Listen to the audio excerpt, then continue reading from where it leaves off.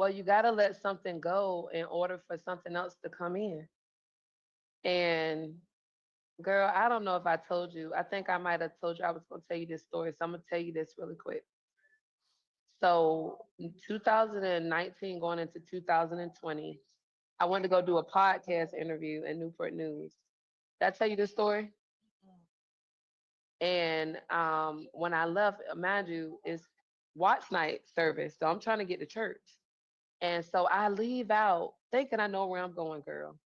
And I ended up traveling about maybe a mile and a half, 2 miles down the road, and it's pitch black in Newport News.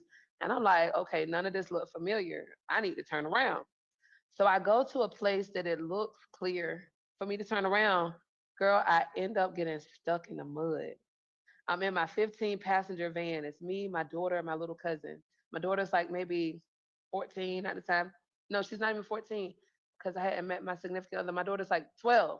My little cousin's like 12. So I'm doing everything I can within my own might.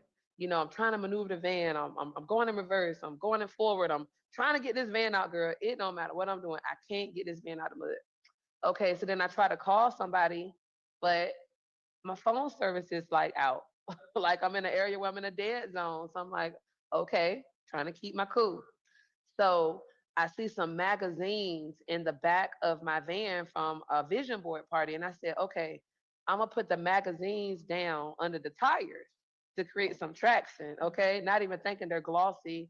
It's not going to stick, but I'm just trying to do stuff. So that didn't work.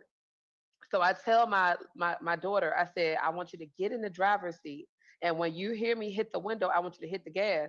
And me and my little 12-year-old cousin, little boy, I'm thinking me and him gonna push this 15 passenger 1999 E350 Econoline out the mud, girl. That's me trying to take it on within my own strength. So we're pushing, nothing is happening. So I see a tree because like where the van was, it was like a tree, like not even like 2 feet in between. So I said, okay, I'm gonna use my legs for leverage. I'm gonna put my back against the van and I'm gonna push my legs against the tree to give me some extra leverage. And I tell my little cousin, when I'm doing that, you keep pushing too. And so I tell my daughter, you ready?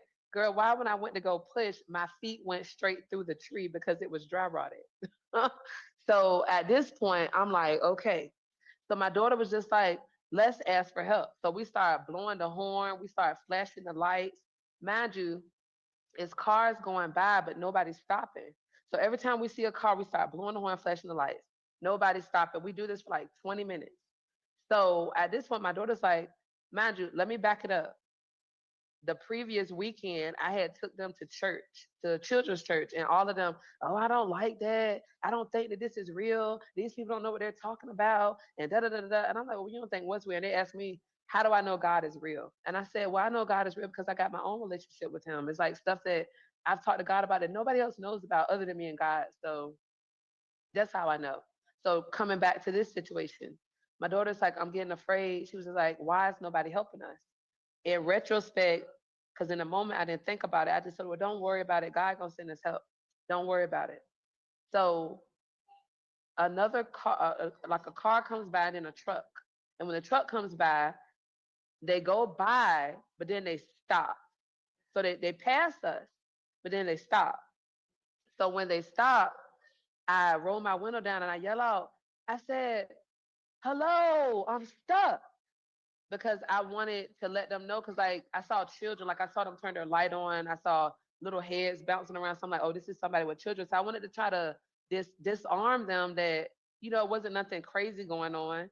So I said I'm stuck, and the guy replied back with the most interesting response. He said, "I know you're not supposed to be there," and I just thought that was a weird answer. And he didn't ask me any questions, girl. He backs up his truck, right? And on his license plate, Renita, guess what it said? Guess. Wow. God can. Real God. Real God. And on his bumper sticker, it says, I worship and I serve. Mm. And I started rejoicing. I told the kids, that's how I know. That's how I know. Look what it say. Look, y'all, look. And so they're just looking at me in excitement. And the man doesn't say a word. Renita, he pulls a towing strap out of his truck. Who rides around with a towing strap?